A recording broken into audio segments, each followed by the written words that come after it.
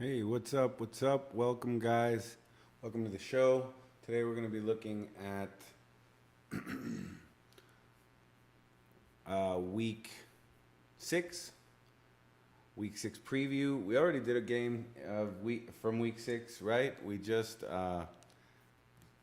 last week had to record on Friday, so we did basically a. Oop, there we go. It's a little better. Thank you. So we did basically a recap of just the Commanders and the Bears game. We'll probably do something shorter. We're gonna get this going here pretty soon, uh, but after that, I'm really excited about usage and touchdown outcomes so far. That's really interesting, and we're also gonna take a look at my favorite running back predictions. Who are they coming up against? Um, I will.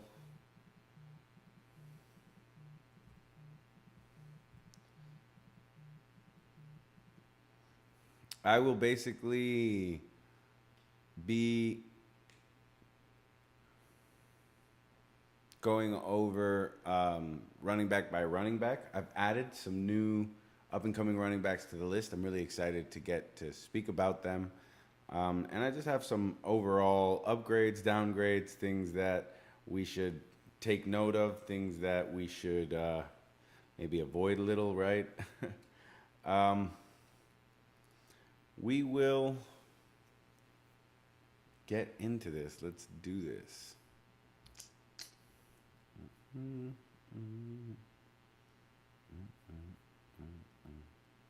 There we go. What's up, guys? Welcome back. Let's start going through our overview. We have relatively less to go through this time, so that's going to be fun because not as many games. Bye weeks are helping us out. It'll be like that for a few weeks. There are some weeks coming up where less teams will have buys, so there will be more games. It's going to be an interesting year. I'm pretty sure week 12 we won't be having um, any team on bye at all. So that's interesting because then they go back to bye right after that. So, all right, guys, let's get going. So, again, last week we went over Commanders Bears game. Commanders able to pull this one out over the Bears.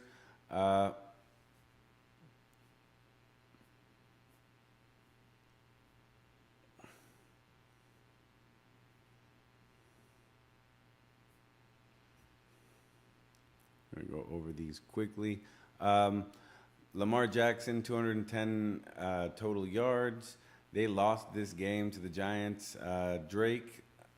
Kenyon Drake came in huge here, 119 yards.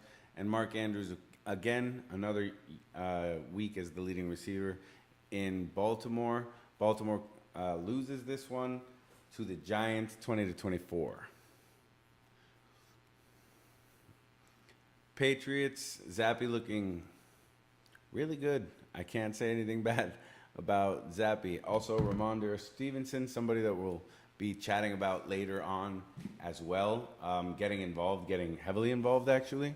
So I'm excited to take a look at his usage so far. He's actually been, he's going to be featured in our discussion when we talk about overall usage. But this team looked great. They were able to stifle the Browns, who have also looked pretty good on the offensive side of the ball. It was a really cool game. Brissett didn't have too big a game.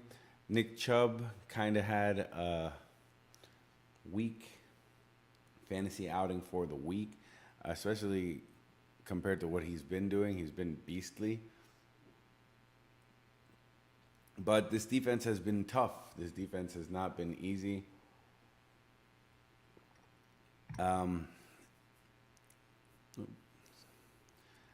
I've been very interested with this defense specifically because they've been just climbing up the charts, especially in the rushing category, but specifically more in the passing lane. And I was actually kind of thrown off when um, I saw that stat because they're like I think eighth overall. They have like 6.2 yards per attempt. That's like they're like right in there with the Bills and the Bengals. The Bengals secondary has been outstanding. So I actually did expect Nick Chubb to have a bigger game here, and it was not what was expected. Um, the Jaguars game was very interesting as well. Trevor Lawrence did all right, but not enough to propel his team to victory. Matt Ryan really was just outstanding. Is more, I think, is more the footnote here. Matt Ryan did incredible, 389 yards. Um,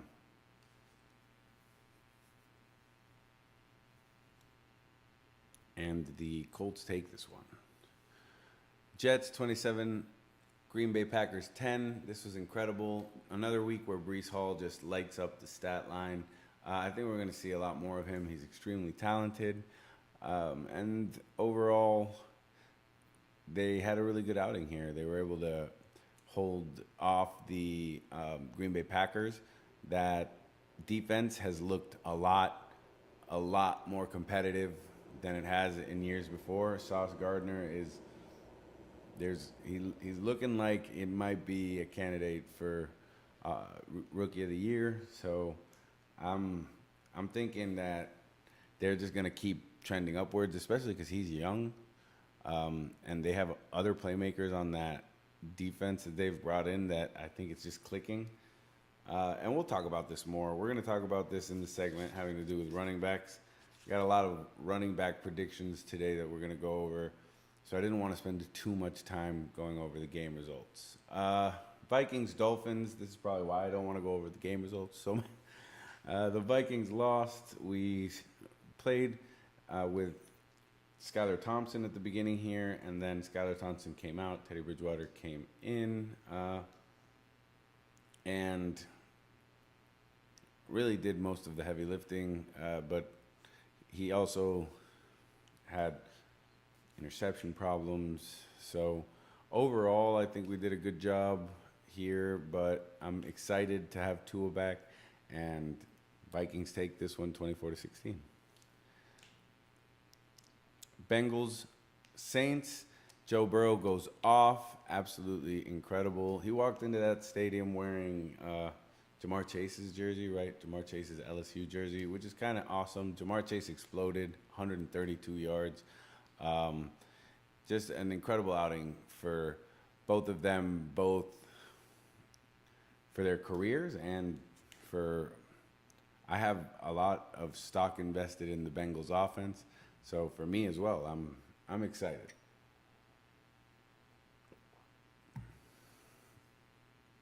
Niners, Falcons. The Falcons were able to bring this one in. Mariota ran for a touchdown, threw in a touchdown. I was very impressed with how they got it done. I'm not too excited about the usage that I've seen from Drake London, and in this passing game overall, I think that their defense also had a touchdown here. So it comes down to them just kind of, I guess, outplaying, even though they do have some injuries at in their defense, in their starting defense overall. So I'm interested to see how this team continues, and I kind of want to see more usage out of Drake London, not just because I have him on my fantasy team. I want to see more usage out of him because I think that he's really talented, and I think that he can light up a highlight reel, and he has been since college. His highlight reel was pretty awesome. If you haven't seen it, I highly recommend it. It's on YouTube. But overall, we'll see what happens with this team. Steelers beat the Buccaneers. That was a big surprise, right? Pickett threw a touchdown to Najee Harris. I believe he threw another one as well. I'm sorry, no. Mitch Trubisky came in and threw that second touchdown. So Steelers offense, still very interesting to see what's going to go on at the quarterback position. Overall, I would say fantasy wise, I bet on who I think I should have bet on. Najee Harris got a touchdown here. That was great. Deontay Johnson did better than he's been doing in recent weeks. Overall, they're still getting the usage that I think merits their addition, but we'll see where this team goes too, because the Bucks are a hard team to beat. I'm surprised that the Steelers defense, in the condition that it was in, was able to contend with Tom Brady and that explosive receiver core. So it was cool. It was a very interesting thing to watch. There are a couple games I haven't seen the entire highlight reel for. This was one of them. I think I had to leave yesterday my home to go down the street. But overall, I was basically 25 minutes into the condensed reel, and I decided that it was that I had most likely made up my mind on where I think both of these teams stand. I think the Buccaneers have been an incredible defensive unit, and they've shown kind of signs of life in their offense. Not the same caliber that we used to see, which is, it makes me a little sad because that used to be one of the most entertaining offenses to watch. But there's a lot of runway left, right? There's a lot of teams that are coming in 3-3 or 2-4, and maybe wanting to change the game script, if you will. Rams, Panthers. Overall, McCaffrey again dominates both stat lines, right? That's kind of a big deal. Rams take this one 24-10. Stafford had a great night, not sensational, but better than he's been having. Fantasy-wise, he did not really do anything spectacular, in my opinion. But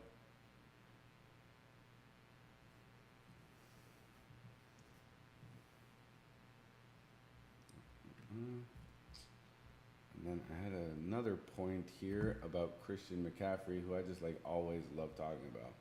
So I was just pulling it up here.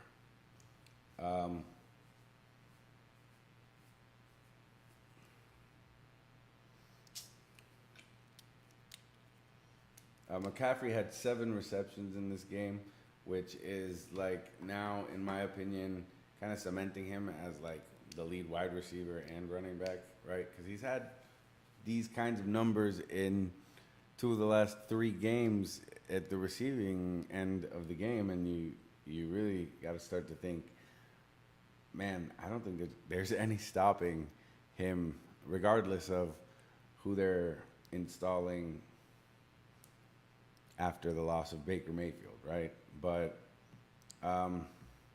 touchdown for Matthew Stafford, at least 26 of 33. His passer rating was 96.1, which was better than he's been doing. He also threw an interception, so that's always kind of sucky. And I don't know, he just hasn't really been fantasy manageable, in my opinion. I had just actually dropped him in one league, which is kind of hard for me because I've been like, Matthew Stafford has been one of my backups since he's been with the Lions, and he's put up impressive numbers with the Lions, and I was always very impressed by what he could do. I always did have him as a backup, but overall, this year I don't think that. I think it's probably better to maybe grab somebody else. I was able to. I don't know. I think I shared this in the earlier episode, but I was able to grab Dak Prescott off of a bunch of waivers, which I think it was like 3 different waivers that I just found him sitting on, and I was like, well, there's just nobody here to get him. It was like Wednesday morning, and I was coming in, and I was like, okay, let's pick him up. I think that timing is really the most important thing. I do have a reminder that I set to my phone on Wednesday mornings that basically tells me, oh, hey, have you by any chance looked at the waiver wires? So, um, overall, like Kenneth Walker was one of my big waiver wire ads, and it's so far not burned me. Somebody else will talk about later, but as for right now, we can move on. Cardinals take a hard loss to the Seahawks. Murray not really having an outstanding outing in this game. I think Kyler Murray is overall frustrated, in my opinion, with this offense. He had 14 points in this game, so it's not like he has 3 games over 20 points and 3 games where he falls under 16, basically. 16.2 or under. So I'm like, he's still, in my opinion, somebody that is a starter regardless. But I'm kind of feeling him. I feel his frustration. I know that more than anyone, I think he just wants to get that offense into rhythm, because we've seen what they can do when he gets into rhythm. They play tonight, so make sure to catch the Thursday night football game. If you guys have Prime, I think it's completely free with Prime, so that's awesome. D-Hop is back. DeAndre Hopkins, one of my favorite people to watch play football, is back. He even put out a trailer. I loved that. He put out a trailer for himself. The trailer was awesome. If you haven't checked it out, go look up his little hype video that he put out. I think he has it on his Instagram. If you have him on Instagram, go and check that out. It was very cool, and he's been a dominant force. I tried to pick him up off of a waiver wire, and I could not. Like, somebody snagged him up right before I could grab him, which is kind of sad. I should have maybe looked into it prior, but it is what it is. So they take a hardcore loss here to the Seahawks. Kenneth Walker overperformed. I mean, I think that this is just going to be the standard for him now, though, especially if he's going to get this kind of workload. Like, I call it overperforms because of how people had him ranked in the off season. But at this point, with the turn of events that he's seen, he might be a heavy favorite to save a few fantasy football teams that maybe didn't draft so heavy at the running back position. And Brees Hall's in there too. We'll talk about him later. We'll talk about both of these guys later. But overall, that was hard to see a frustrated Cardinals offense like that. And I'm expecting better things from them. They're very, very talented. Rondale Moore has sticky hands. DeAndre Hopkins is back. They'll hopefully get Marquise Brown back in about a month and a few weeks, maybe. So that's going to be a very explosive offense, in my opinion. Bills Chiefs, what a fun game to watch. Both of these quarterbacks just went crazy. This was a great game, in my opinion. I think that both quarterbacks put up the numbers you want them to put up. I think that people would have been a little more excited had Mahomes not thrown 2 picks. I think like that kind of was a big downer on his game, but he was going up against this pass defense that's just been outstanding, even with the loss of Micah Hyde, which is like significant. That's like a A-grade talent, and they've been moving. They've been making it work without. I've been impressed. So, still 2 picks.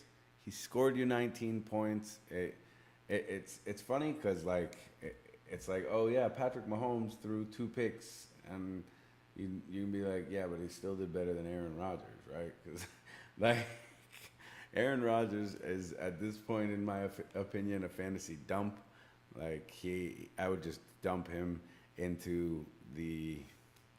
I don't know if I can approve or tell people to continue to roster Aaron Rodgers if they ask me to. That's like I want to give people my most honest opinion, um, and I can't like, especially keeping up with all of the games and watching how he's struggled in just in the passing game in general. He's had like some moments of absolute brilliance, but other spots have been more rough and patchy. He doesn't really have like he had a cheat code basically with Devontae Adams. Devontae Adams is like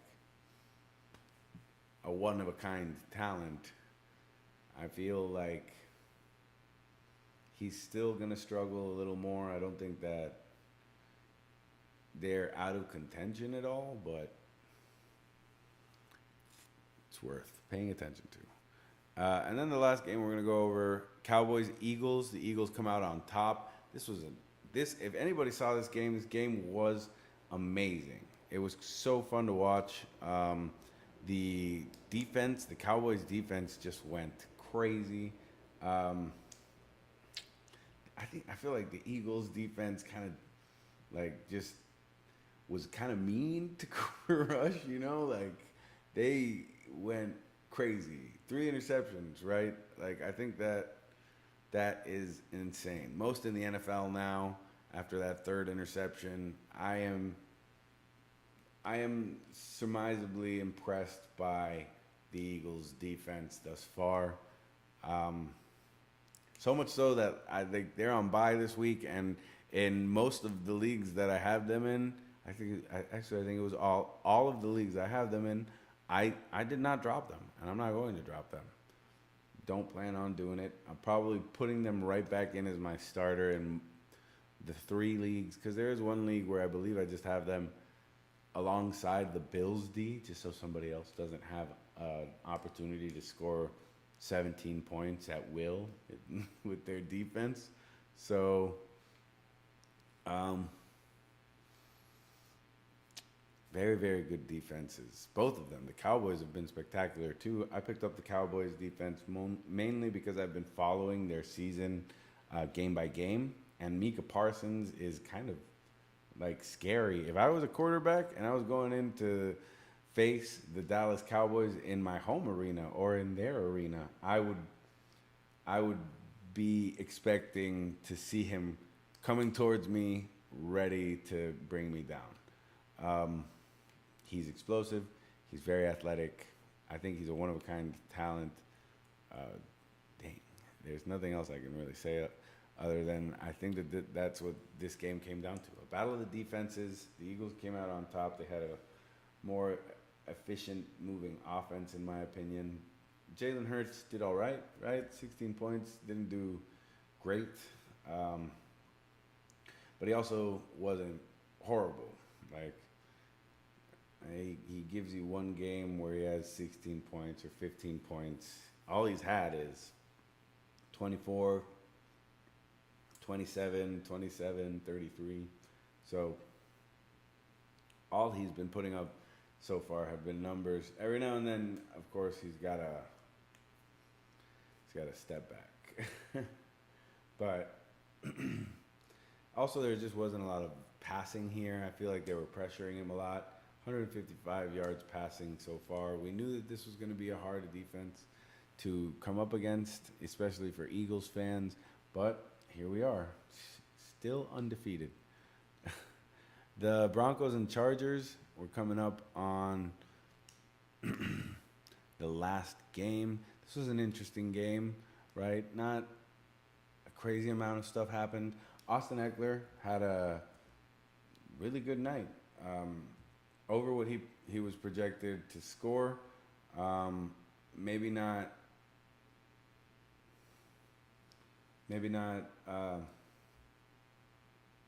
what some people thought, especially with this Broncos defense that's been pretty stiff.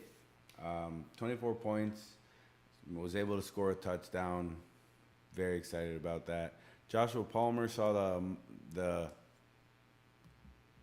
I guess benefit of having Keenan Allen still on the bench.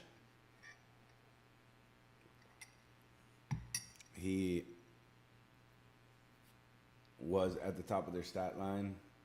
Joshua Palmer was a good pickup. I grabbed him, and he scored 14 points, right? He did well in this game. And I don't know if we can continue to have this Joshua Palmer efficiency. Like, he had 12 targets in this game. It's the most he's ever had. I think the highest before this was week 3. He had 9 targets. So overall, I'm thinking that I'm not going to continue to roster him, but as somebody that they've been using,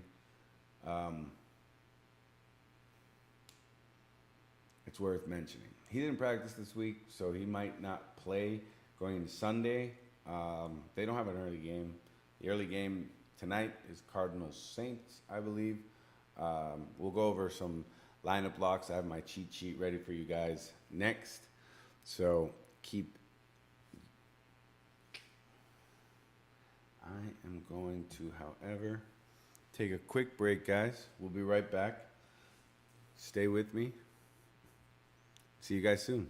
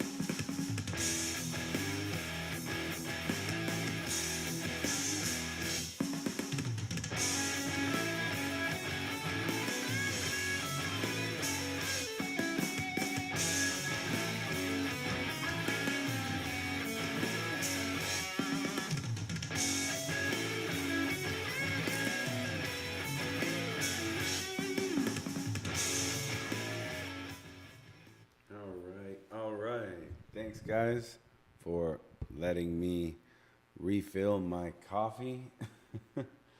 Overall, we're going to go ahead and get back to this.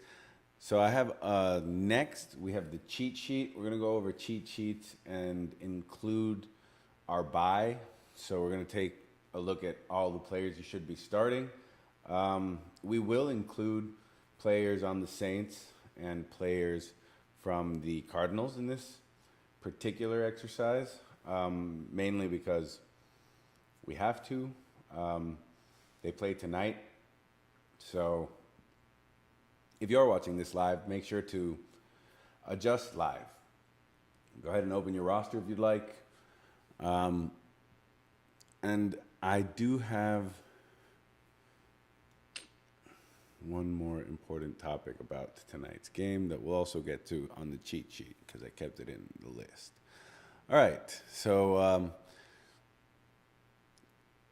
let's go over some starts. I would start Stevenson over Harris. They're going up against the Bears. Either way, worth mentioning. I was supposed to put I was supposed to have Stevenson under here at number 2. For some reason, I do not. My apologies. The Eagles are on bye this week. That's a big one. That's easy peasy. Jets, the only person I really have a lot of faith in, especially from a perspective of scoring, just overall red zone usage. Brees Hall, also just overall talent, and he's young. I like young players. I think that they're more explosive at times. They're also not yet deterred by what an injury, I think, does to a person mentally speaking, as somebody who has endured.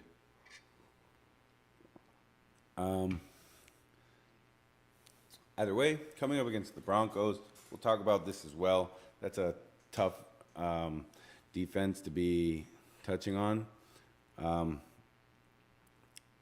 So let's go ahead and start taking a look at this.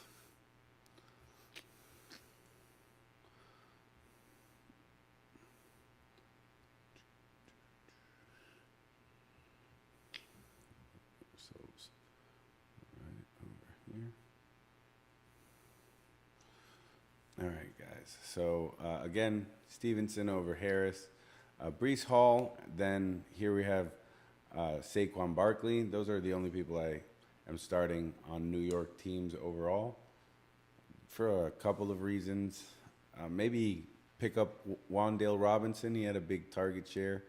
If you have Darius Slayton, or if you picked him up because of that big game a couple weeks ago, then maybe hold on to him. Let's see where that wide receiver room goes. But until then, these are the only 2 people on my list, in my opinion, that should be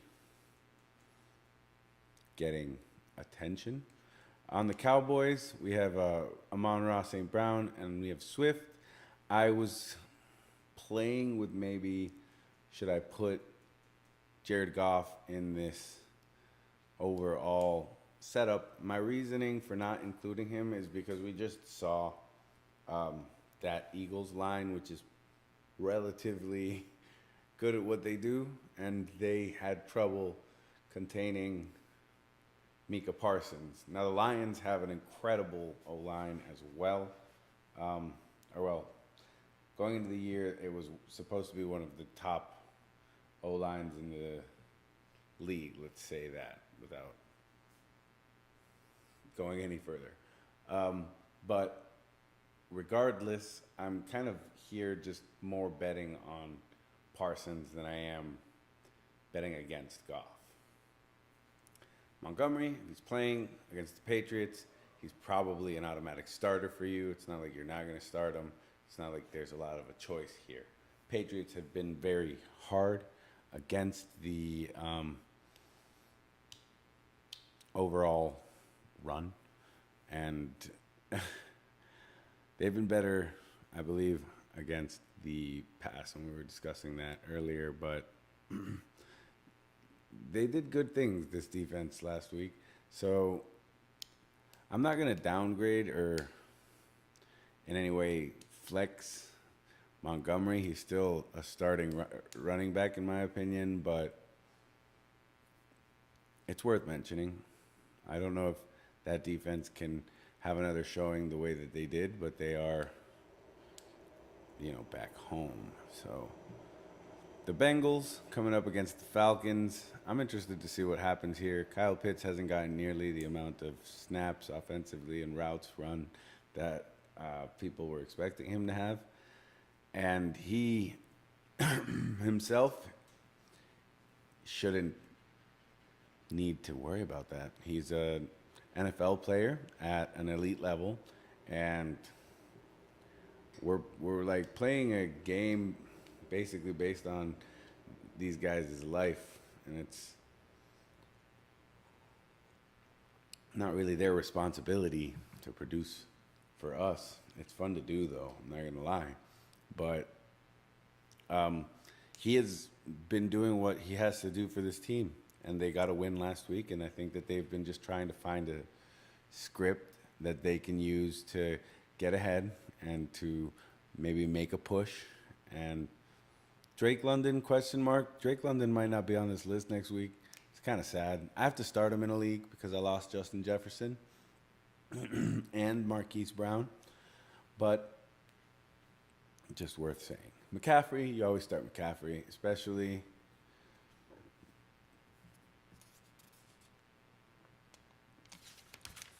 because he's kind of matchup proof.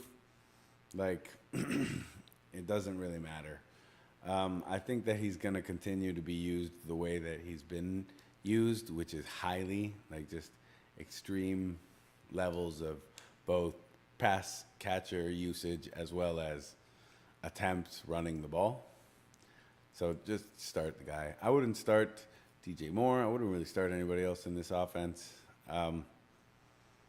Like you see with the Falcons, like if you have Kyle Pitts, and Kyle Pitts maybe has not been amazing in his fantasy role. He's been doing an amazing job in his role as a football player, and you have to start him. He's a top 5 talent for sure. That is without a doubt. So it's interesting. Lamar Jackson, Mark Andrews. I'm not entirely sure if Bateman's coming back.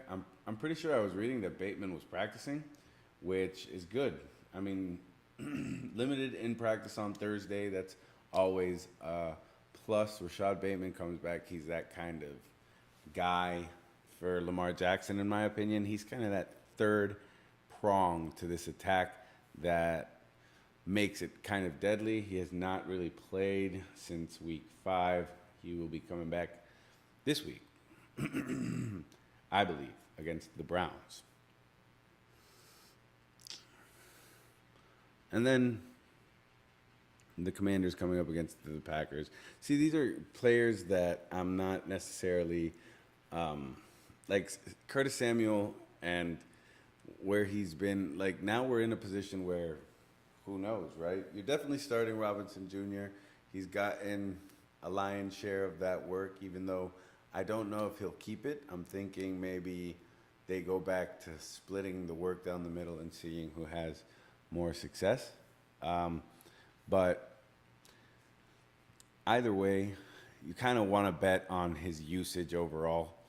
McLaurin might be back in the mix, right? Tyler Heineke is under center for the Commanders again after Wentz now out for 4 to 6 weeks. We went over that in our noteworthy episode a couple of days back. This is going to be an interesting game to watch. We'll see how they play this, but overall, Heineke and McLaurin did a good job last year, and he helped Terry McLaurin be that scary Terry type of talent that we've all seen before. So even if it might not equal immediate success for the Commanders, it might equal success for Terry McLaurin. So let's keep an eye on that one for right now. All of these guys are a question mark. If you have Curtis Samuel or Robinson, you're probably going to start them just because of the amount of usage they've gotten from the teams thus far. Unless you have better options, maybe you're stacked at the position. Rams are on bye. It's one of the reasons I put my camera up here. So, not going over any Rams players. We can go over some Dolphins players. Tua's back. Tua should be a streaming option for anybody that hasn't seen Tua score touchdowns, but we'll go over that very soon as well when we go over usage. If you have Tua and you're streaming quarterbacks, he might be the best streamer you have. Like, the Steelers have really not done well defensively. They've been hampered by injuries. Hill and Waddle are kind of these legendary sort of talents. Like, I've loved watching my Miami Dolphins. They may have lost, and we might have gotten very scared many times, especially this season. But overall, they're an explosive offense. I'm looking forward to seeing Tua back on the field. I'm happy that he has recovered and that he's feeling better, ready to come back on the field. That's awesome. Panthers going up against the Bucks. Bucks, you're starting Fournette. You got to start Fournette. We'll go over the stats here in a second because I do have actually some interesting things to predict here on the running back matchups. It's going to be fun. Fournette, definitely a starter though. Mike Evans, also a starter. Tom Brady though, I don't know. If you really trust Brady still, I think Brady falls into this categories of guys that like have kind of not performed to their peak performance. But like Tom Brady, unlike Aaron Rodgers, has broken 17 points twice. That being said, that leaves 4 games where he's scored less than 15 points.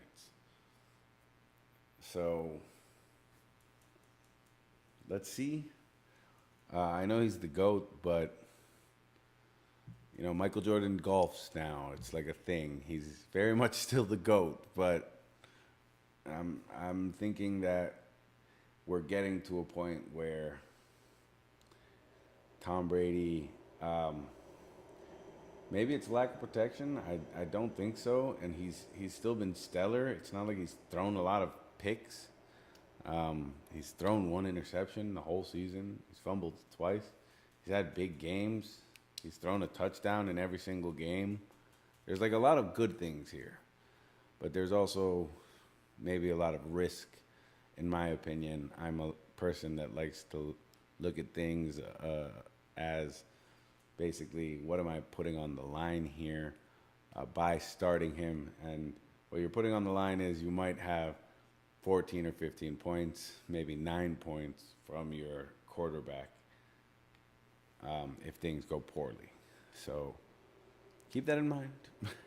Cardinals coming up tonight against these Saints. All right, the Saints, I put the defense for the Saints here because the Saints defense has usually been pretty good.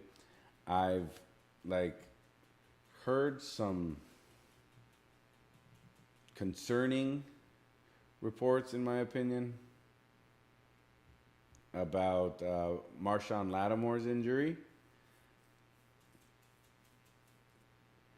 So, I know that he is out for this particular game alongside Jarvis Landry and Michael Thomas, which Michael Thomas, kind of something that, he's been very prone to injury in recent years. He's been amazing when he's been on the field, but when he's not on the field or when he has problems like this, we have seen him miss significant amounts of time. The positive here, I think, is that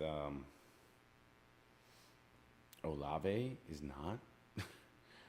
That's huge in my opinion. James Conner is questionable for the game, so keep an eye on whether or not James Conner is going tonight, because I know I have him as flex in one of my leagues, and I'm basically ready to go pull him out because at this point, it's, the game starts in a couple hours here. So either way, that being said, I'm starting Olave. I'm starting him in a bunch of my leagues, especially with these 3 massive hits. at wide receiver. Like I have Stephon Diggs in two of my leagues. I picked him up heavily because he's Stephon Diggs. He's always been one of my favorite wide receivers in the league to watch. He's a crisp route runner, and he is a more than capable separator. He can he can get some distance between himself and the defender, even if the defender is faster than him, which is impressive to me. I think that kind of ability and production and volume all attest to why he's been so outstanding this year. All right, 49ers, Chiefs. Chiefs, 49ers. I'm going to go ahead and just say that like the running game here is most likely going to be shot down. This 49ers defense has been incredible, both run and pass. They've been very impressive. I'm not even going to try to sidestep that issue. What I am going to say is that Patrick Mahomes has gone up against very difficult opponents, and he has definitely scored. He did throw 2 picks against the Chiefs. It's worth mentioning. We'll see what happens in this game, but my money's on the magic of Mahomes. I think that Patrick Mahomes is legendary. Like he gets himself out of situations I think that maybe like 98% of people wouldn't be able to get themselves out of.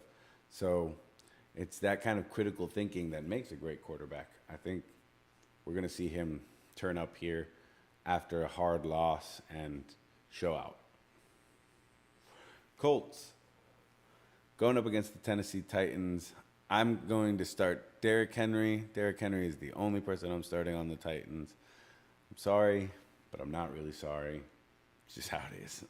Welcome back to King Henry. I'm happy to have him back on my roster. I needed him last week, but we were able to survive without him. So tip the hat to my friend.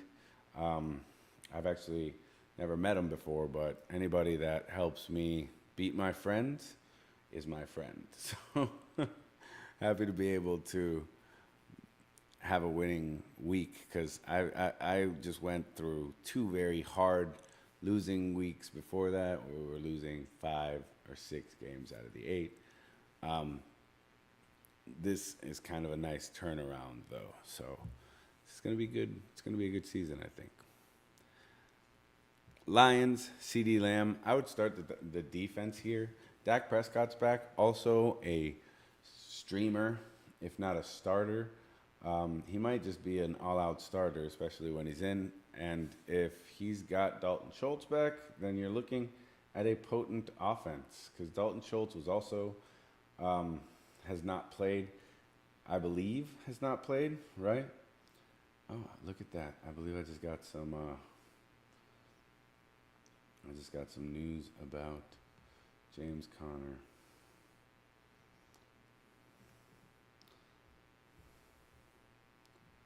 Will be out, so we're going to have to replace him where we have him. Make sure that if you have him, he's not in your lineup.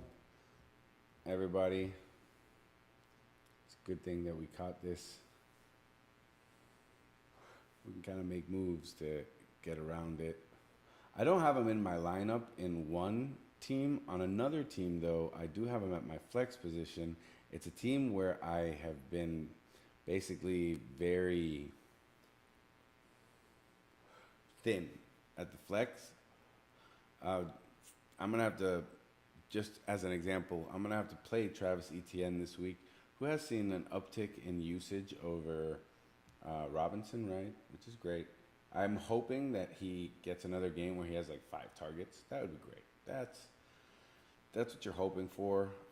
He did that against Houston, which is kind of like Houston has just not been, it's not against the run anyways.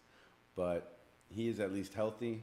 He will at least score, hopefully in the worst scenarios, 8 or 9 points. So we're going to go ahead and replace him there. And if anything, I can pick somebody up off the waiver last minute, maybe throw him in, somebody that might be outscoring him. So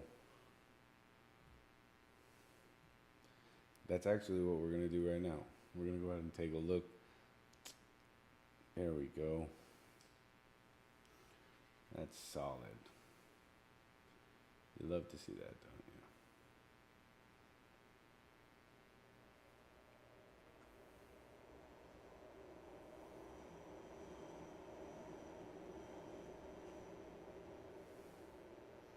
So what I was just able to do was, oh no.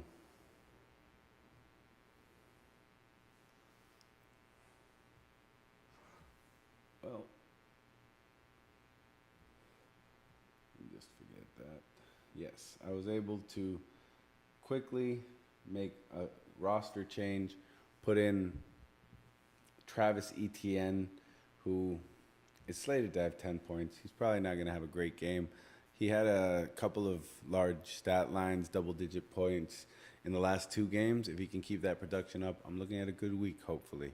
But James Conner is out, which is perfect because I didn't put him on my list specifically because I thought he was going to be out. He's right below the Lions.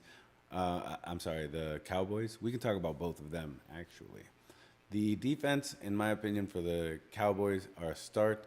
Dak's back, so if you've been struggling at the quarterback position, that might be an answer for you. If you're playing with me, then I don't know what to tell you. I did pick him up a lot. In some leagues where I don't really necessarily need him, other leagues where I needed him sincerely. I was very, I think in one league I have Jared Goff, Derek Carr, and one other quarterback that's also not been doing too well. It was the league that I had started with Trey Lanson, and I fell apart at quarterback in that specific league. CeeDee Lamb, a must start. Dalton Schultz, who is finally, like, he burned me last week a little bit because I thought he was going to be back. Honestly, I honestly burnt myself. I say he burnt me. Really, I burnt myself because I expected him to be back, but he's practicing in full. So expect him to come back with Dak Prescott, which just makes him all the more interesting.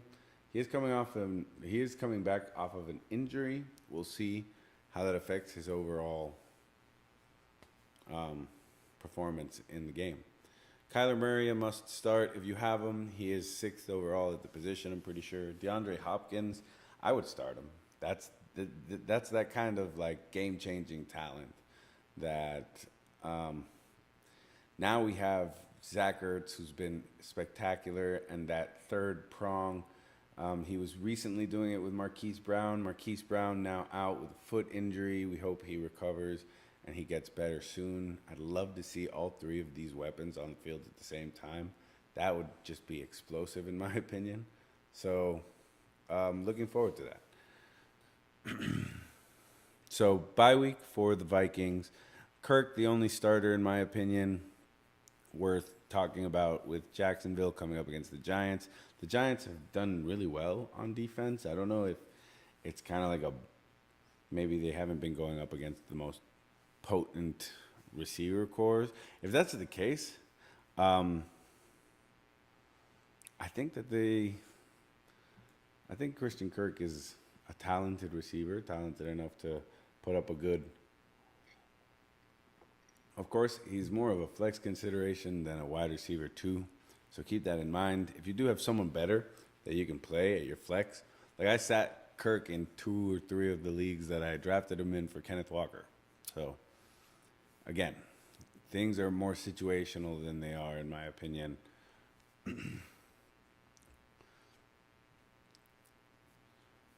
Let's take a look at Dameon Pierce and Brandon Cook. I've been really wrong about Dameon Pierce a bunch.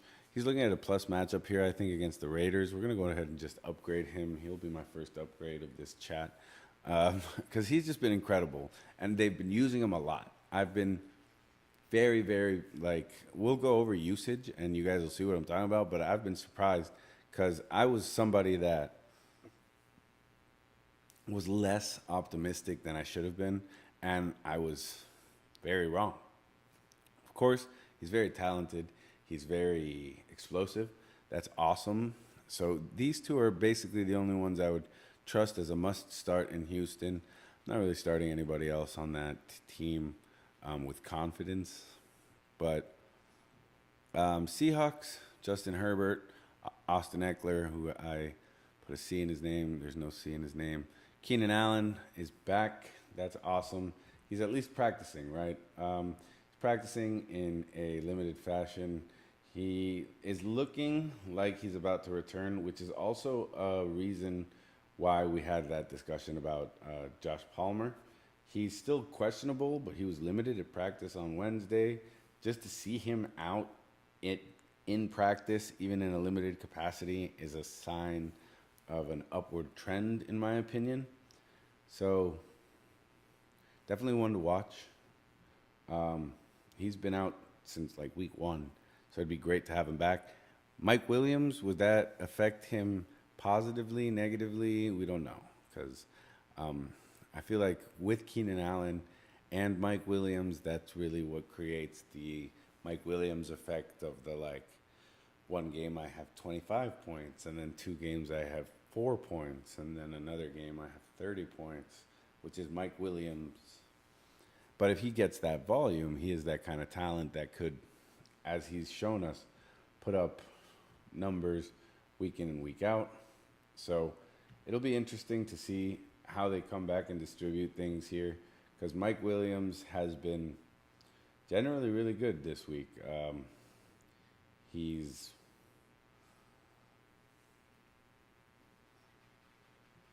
been living up especially to his draft position, in my opinion, which is awesome. A lot of people picked up Mike Williams on the back end. Keenan Allen, I think, went first. So Kyler Murray here, and DeAndre Hopkins and Zach Ertz, who we already talked about.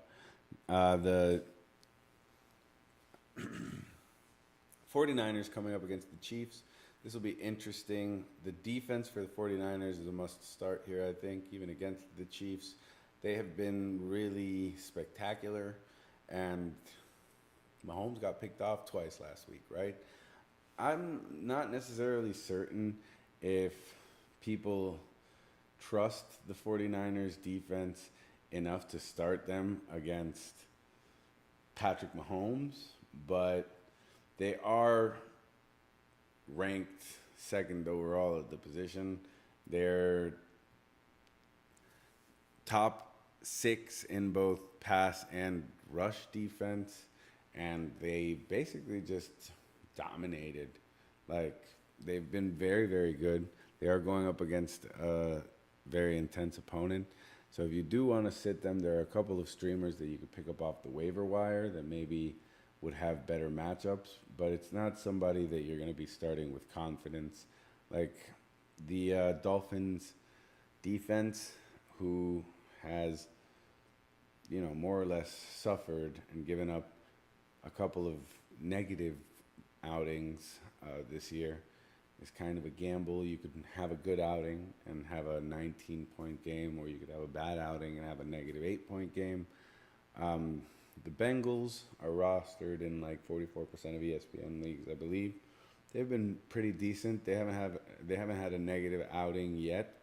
They're coming up against the Falcons. Maybe consider them if you can grab them off the waiver.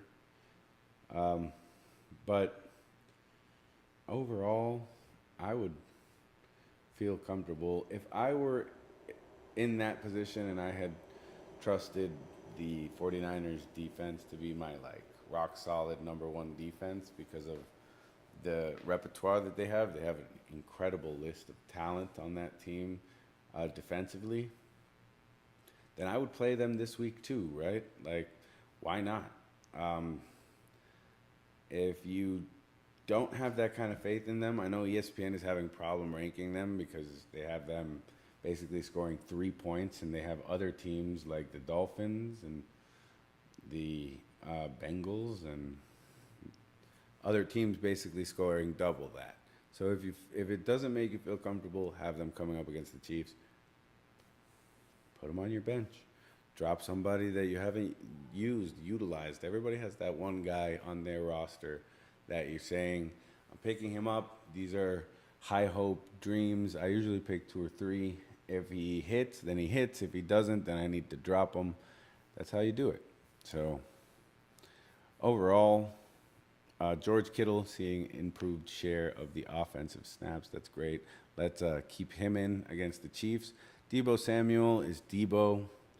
Debo could easily have a 40-point game any night that he plays. Wilson has a question mark. He's a drop. The Broncos have been staunch. They're coming up against a Jets offense that has been pretty cool. Like, they've been doing great, but they're also top quality. They're a top quality defense against the run. So this will be like, I think, in my opinion, Brees Hall's like first, like, very intense matchup. We'll see if he's got what it's made of, or if he's got like what he needs to succeed against a defense that's basically against the run, ringing in at, I believe, overall is fifth, allowing 4.4 yards per carry.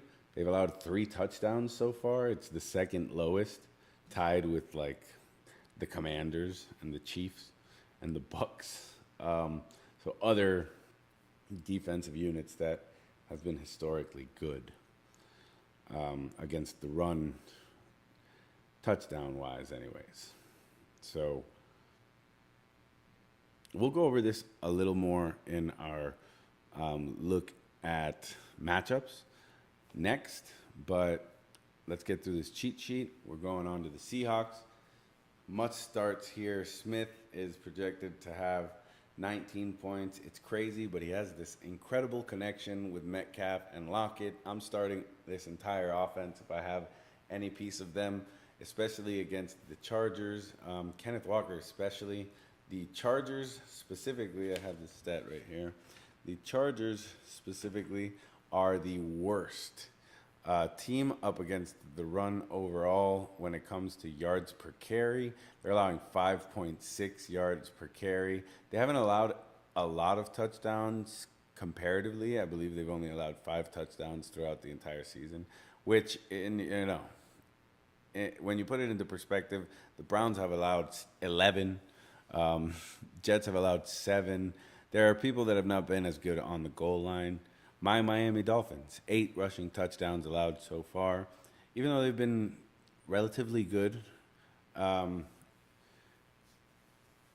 production-wise, they've been able to hold it down to 4.2 yards per carry, but still, goal line stops is kind of what also kind of gives this badge of a great offensive team, right? And that's why the Bills and the 49ers top this chart, right? Because both of them are averaging 3.5 yards per carry or under. Both of them have allowed only 4 touchdowns. They're like well below the average in both stat lines, and that should be taken into consideration, especially when you're looking at matchups. That being said, start them all. Start those men. They're going to do great. I'm looking forward to watching these games. It should be super fun. We'll do the last little section here. You can come down. All right. So, Raiders against the Texans. Josh Jacobs, a must start. First time we're upgrading Josh Jacobs. I feel good about it, too, because he's just been outstanding. Devontae Adams, definitely a must start. Derek Carr, depends on how deep you are. You know what? Honestly, they've been doing all right against the pass. I mean, Stingley Jr., I would say, would be your only concern there. But it really comes down to, is that a huge concern? If that's going to be the consensus, I'm thinking you're looking basically at him shadowing Devontae Adams, right? He would be their main guy, in my opinion. He's young, and he is good. Like, he is not done. He is what they drafted him as, right? I think that's exactly what they were hoping for from him when they picked him up. He went third overall, so he's supposed to be this kind of talent. So that has to be kept in mind, in my opinion. He will probably be shadowing Devontae Adams, but this will be an interesting. Let's see. Let's welcome to the NFL to him, and let's see we can if we can consider him basically matchup proof, because that's what Devontae Adams is. He's a matchup proof test. If you can stop him, whoa, there's not going to be a lot of other people that you're going to have a problem stopping in this league. So it's going to be a fun game. Falcons going up against the Bengals here. Bengals must starting the whole team again. They're just doing amazing. Joe Burrow had 300 yards in the last game. If he does that again, perfect. That's all we need, especially from a fantasy perspective. Start them all. Jamar Chase, Joe Mixon, T. Higgins, Joe Burrow. I would include all of them. Titans going up against the Colts. The Colts will be playing this game in Tennessee. Pittman Jr., Colts have basically been struggling defensively in this position. I would actually start Pittman Jr., in my opinion, over Taylor. But I'm also going to start Jonathan Taylor. Excited to hopefully get him back this week. I've locked him into my lineups. I have been waiting for this mostly because, he was the anchor for one of my teams, basically, and we haven't seen him go off like that since week 1, right? Hoping he comes back here against Tennessee. They will be playing in Tennessee. We'll see if that affects them at all. Matt Ryan did spectacular things last week. Let's see if he can turn magic twice. Bills on a bye.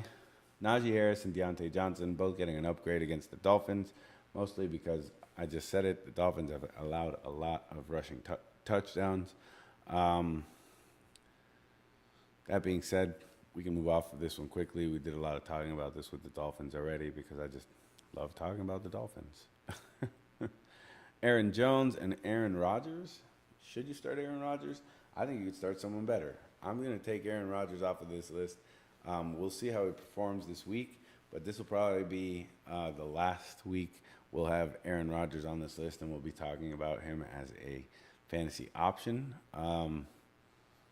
You never know. He could come back. But if he is going to come back, there's no time like the present. Commanders have been struggling with their cornerback group against the pass. So let's give it a go and see what we get. Browns, you're definitely starting Nick Chubb. You're starting Amari Cooper. Amari Cooper, I believe, has not been as productive in his away games as he has been in his at-home games. I thought that was so weird for somebody to have pointed that out.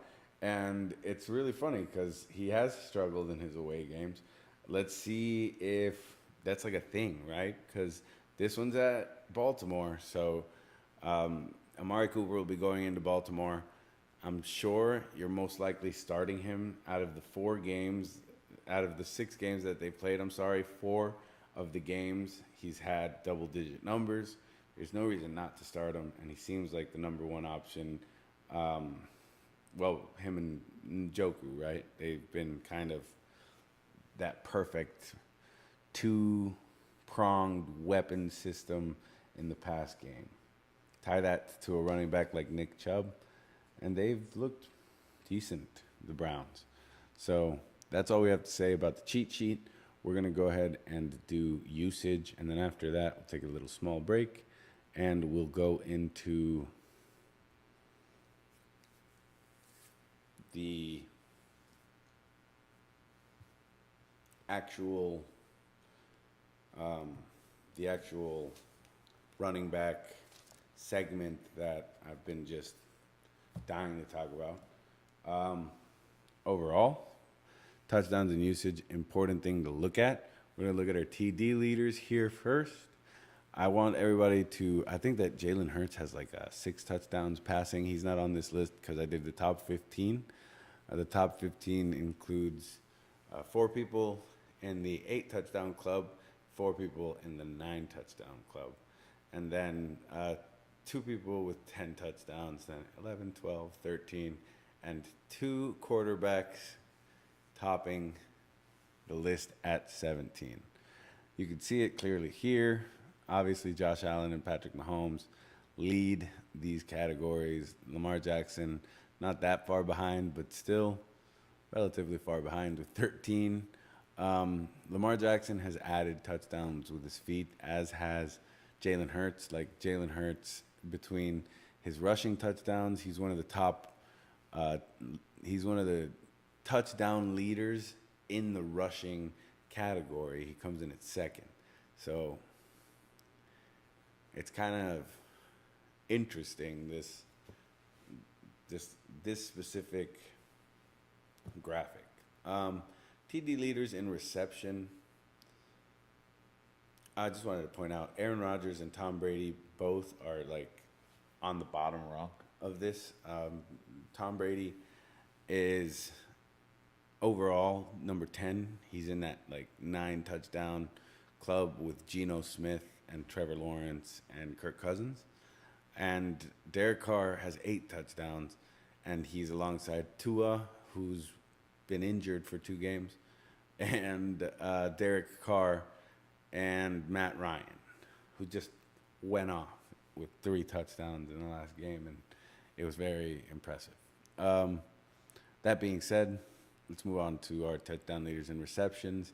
We have 2 that sit above the rest. Travis Kelce, obviously enormous numbers, 7 touchdowns so far, more than 1 touchdown per game. And then Stephon Diggs holding steady at 1 touchdown per game. So the respective 1 and 2 with 7 and 6 for Kelce and Diggs.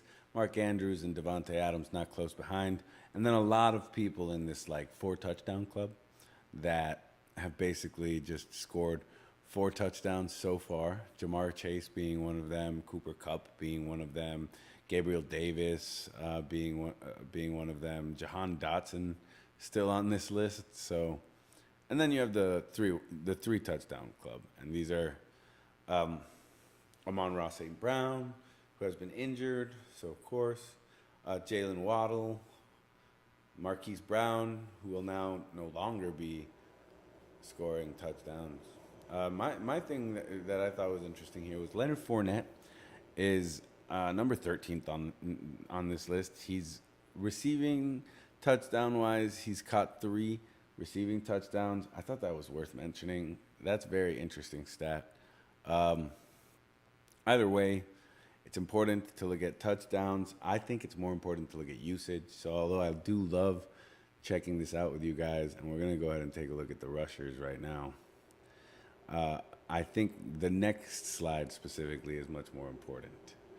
So Nick Chubb obviously leading the way with 7 overall touchdowns. He's got the same amount of rushing touchdowns as Travis Kelce has receiving touchdowns, right? That's awesome. Jalen Hurts and Jamal Williams tied here at 6. Jamal Williams probably going to have more of a complimentary role now that Swift is back, but it'll be interesting to see how that's distributed. 4th, Derrick Henry, Taysom Hill at 5th, and Saquon Barkley in this like group with Eckler, Sanders, and Cook of like this 4 touchdown club. Taysom Hill has like been exploding on runs and has had like 3 touchdown games with like 3 rushing touchdowns, and I'm like, okay. So, not that I would roster Taysom Hill, I'm just stating that. Josh Jacobs in here with 3. He's the last member of this list. He's got 3 overall rushing touchdowns. I'm expecting him to get more, but we'll have to see. They were just on a bye, so they technically, it kind of makes sense. It doesn't surprise me. He has had less amounts of attempts, so it's worth stating. All right, guys, let's look at usage. This is my absolute favorite. Of course, attempts for quarterbacks. So these are the 10 quarterbacks that are basically throwing the ball the most throughout 6 weeks in the NFL. I think that it's important to look at this because if you want to score, you have to have a quarterback that's throwing the ball and scoring touchdowns. I'd assume that's what most people want. If you have Josh Allen or you have Justin Herbert, that's what you're expecting from your quarterback. You're expecting them to have these 2, 3, 4 touchdown games where through the air they're spectacular. They have ratings that are in the 110s and 115s. Like, that's really what you're looking for. Joe Burrow makes the list, right? Carson Wentz has thrown a lot. I know he won't be throwing for a while now, but it's worth mentioning because I don't think that game script necessarily is going to change. I think they're going to continue to throw the ball as much as they do. Either way, Mahomes, Allen, Brady. It's worth mentioning, I think that Aaron Rodgers was 11th on this list. So that's crazy. How is that possible? Like, how's he not at least top 10 in attempts? Could that be contributing to his overall stat line? Is it a usage problem? Targets are obviously Cooper Kupp in the lead with 72 overall targets. Then Stephon Diggs and Tyreek Hill both have 65 targets on the season. They're in this like second tier, 2 and 3 respectively. Marquise Brown, who sadly went out with an injury, he's 4th here though. 64 targets in total over 6 weeks. That's super impressive. I have to say that as somebody that has him on my team, I mourn, for me, his injury, and I wish him well. I hope that he's able to return. But I am not at all angry. He has been very productive. He has done awesome things, especially for my fantasy team, let alone the Cardinals. And again, I'm waiting for that like 3-prong. That's going to be awesome. Zach Ertz, DeAndre Hopkins, and Marquise Brown. Man, that's going to be worth watching. Justin Jefferson, Jamar Chase right behind that, then CeeDee Lamb, Mark Andrews making this list, Amari Cooper making this list, Travis Kelce, Michael Pittman Jr., Zach Ertz. These people are worth looking at because if you have them on your list, like, this is the reason I continue to play Deontay Johnson. Because Deontay Johnson has the same amount of attempts as Mark Andrews does. And Mark Andrews is able to produce 20-point games every time he takes the field. Then Deontay Johnson, with the usage and target share that he's seeing, should be able to do the same. It's a little more difficult, obviously, because of the whole quarterback situation for each of these players, but I think that, clearly Mark Andrews is in a more favorable position quarterback-wise. So, all right, let's take a look at overall rushing attempts. This one's a cool one to look at, too. I just love looking at rushing stuff because, so this is why I mentioned Ramondre Stevenson. It's because he's right here at number 10. He's got 87 attempts. That's impressive. I think that from now on, he's going to be basically the main guy in that Patriots rebuilding kind of, because it's the vibe that Belichick's been giving. He kind of gives you a vibe for his season and how he presents himself and how he runs everything. And I think that he's trying to build to something great again. And he might get there sooner than expected, right? He's not doing a bad job, especially after watching that last game with the Browns. So that being said, Saquon Barkley first in attempts. Leads the position by 9 overall attempts. Nick Chubb coming in at number 2 with 110 overall attempts. If you have either of these two guys, seeing them here makes your heart happy. Anybody within the top 10 here would make your heart happy to know you have that person on your team. Ezekiel Elliott, somebody that I definitely was not using up draft capital on, is on this list. He's got 94 attempts on the season. Somebody that gets the amount of work that you see from a lead back. Is he going to produce like a Dalvin Cook who has the exact same number of attempts? No, I don't think that he is. There's an age difference there. There's a lot of other mitigating factors.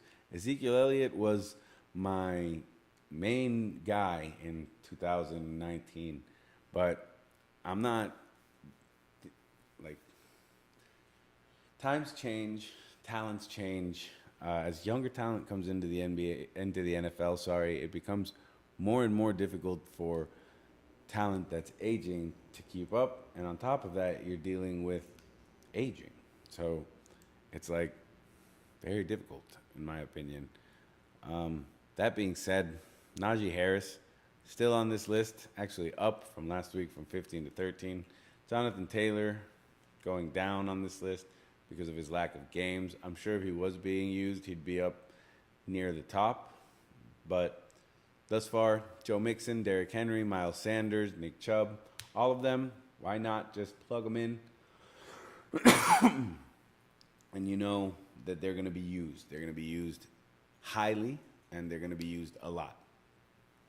That's going to be it for our usage segment. When we come back, what we're going to take a look at is our running back and offensive lines versus our defensive line segment. Thank you guys for sticking with me.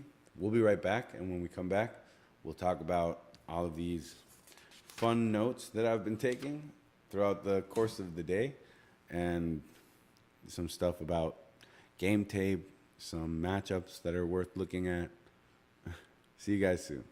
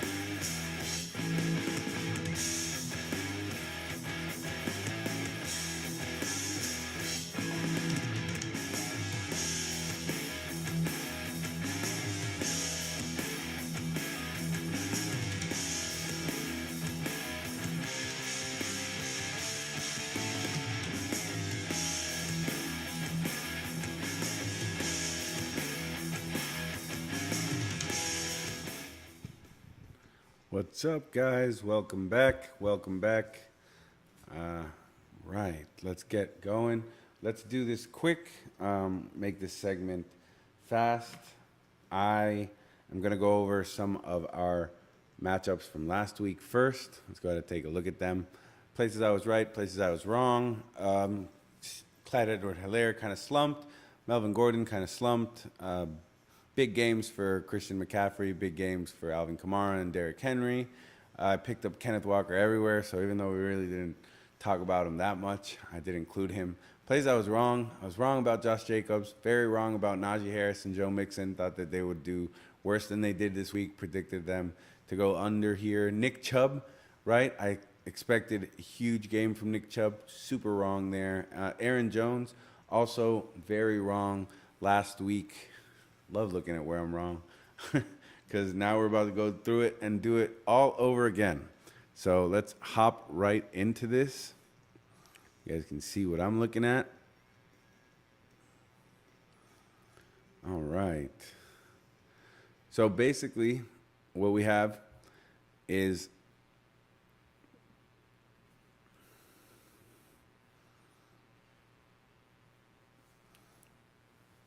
Christian McCaffrey coming up against the Bucks. The Bucks have allowed a low number of touchdowns, a relatively low number of yards per carry, 4.1 yards per carry, 3 touchdowns allowed overall rushing. I'm downgrading his run game. That being said, I'm not downgrading Christian McCaffrey.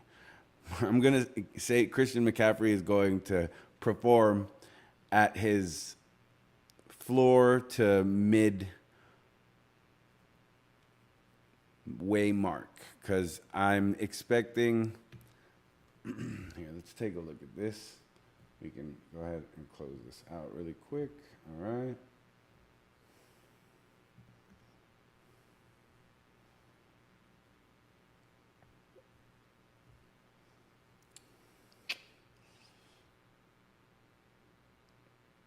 They're saying he's going to score 19 points. He's going up against the number one oppositional rank in this situation, in my opinion, which that's what ESPN says. I'm looking at the NFL stats. The NFL stats, in my opinion, are different. The way I structure my predictions are different. I am going to expect. I'm going to expect less than 19 points here for Christian McCaffrey. I'm going to not expect a bust. Because for him to bust, he's getting you 12 points. But I'm going to say that he's scoring anywhere between 13 and 17 points. That's going on the board. 13 and 17 points this week for Christian McCaffrey. Obviously not super overwhelming, but not underwhelming either. Up on Joe Mixon, up on Najee Harris. Dolphins have done all right against the pass. Outside of at the goal line.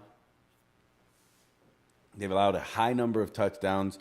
I'm putting Najee Harris in this talented kind of bubble where I'm expecting him to just have an awesome game because of his overall talent, and I do think that's going to be the case. Same thing with Mixon. Falcons 14 overall, 4.4 yards per carry. 5 touchdowns let through in the last 6 weeks. Should be a plus game for Mixon. It's going to be fun. Not a lot of really negative matchups here. So upgrades for both Mixon and Harris. Nick Chubb coming up against Baltimore, 16th overall, 4.4 yards per carry. Baltimore, I expected to be better against the run, and Nick Chubb didn't really have a big game last week. 4.4 yards per carry against regular running backs like Singletary and Raheem Mostert. That's cool. You're coming up against Nick Chubb. I'm expecting an upgrade here for Nick Chubb. I am happy to upgrade him too because he's been doing outstanding. Nick Chubb is on his way up in this matchup. And Austin Eckler coming up against the Seahawks. That's going to be fun. 5 yards per carry, 28th at the stat line overall. My opinion, Austin Eckler is going to wreck this. Upgrade for Austin Eckler. I'm expecting huge game from him. I'm going to have a lot of fun talking about this next guy too. Josh Jacobs coming up against the Houston Texans, 29th overall. That's crazy. That's worse than the Seahawks, who we just were talking about. 5.1 yards per carry. Not a lot of teams that are a lot worse than the Texans here. We're going to talk about one more of them pretty soon. But until then, I'm going to keep going. Henry coming up against the Colts. Colts are 7th overall. I'm not going to downgrade Derrick Henry because he's Derrick Henry, right? Why would I do that? But what I am going to say is that they have allowed 6 touchdowns. So from that perspective, you can expect Henry to perform. Henry gets a no designation. No designation. He's going to do exactly what they're going to say he's going to do. He's going to score you anywhere between 18, 19, 20 points plus, in my opinion, because he has that kind of talent. That being said, this is not a great matchup for him. His usage is kind of mind-blowing, though. Expect him to go hard here against Indianapolis, especially after returning from a bye. Fournette against the Panthers. The Panthers have been very mid-range against the overall run so far. We're going to keep the...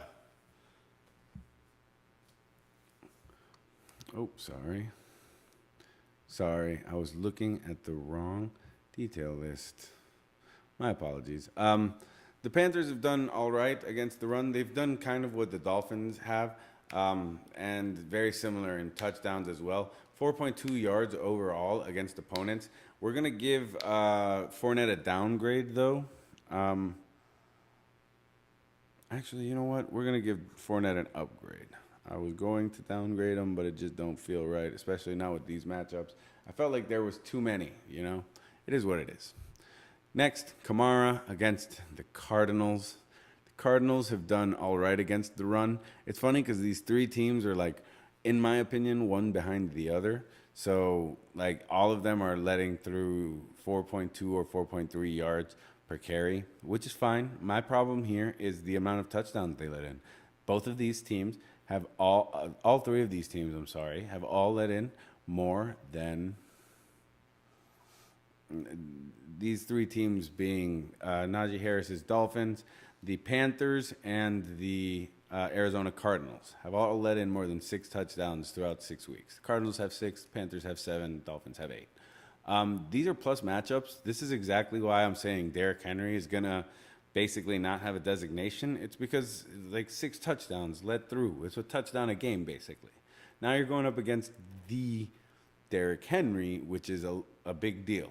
Same goes for Alvin Kamara. He kind of got that name and explosiveness about him. So we're going to upgrade Kamara one more week. Very excited about it. Happy to do it. Dalvin Cook's on a bye. Don't need to talk about him. We can downgrade him because he's not playing. So go ahead and downgrade him. 2 people we're going to be talking about new additions here. This is something I'm super excited to talk about. Breece Hall, welcome to the discussion. You have a tough matchup this week, my friend. Breece Hall coming up against the Broncos. Broncos against the pass have been better than against the run overall, right? They've done really well against the, I say they, I mean Surtain and their cornerback duos as well as their safeties. They've been locking up targets. That being said, when it comes to rushing, they've also been climbing the list. They're coming in 5th, 4.4 yards overall, and have only allowed 3 touchdowns. That's the big one there. They've only allowed 3 touchdowns. I'm going to upgrade Breece Hall here. Why am I upgrading Breece Hall? Because Breece Hall is Breece Hall. And I have him on my roster, and I'm going to speak it into existence on these next 2 guys. I'm going to manifest big games from them, one with a less difficult matchup than the other. But in form of, when you're talking about yards per carry, the Broncos are actually middle pack, right? 4.4 yards per carry. If he can take advantage of that, that's awesome. But they have been very hard at the goal line. 3 touchdowns only so far going into week 7. That being said, upgrading Hall, give him a big thumbs up. I'm going to say that Breece Hall is one of these dynamic talents that 40, like I saw him do it and I couldn't believe it. And it's the same thing with this next guy, Kenneth Walker. So Walker is on the other end of the spectrum, though. Walker is facing maybe the worst rush defense so far, 5.6 yards allowed and 5 touchdowns. They're high in both of those. Maybe not as high touchdown-wise. They haven't let through so many touchdowns, but 5.6 yards a carry.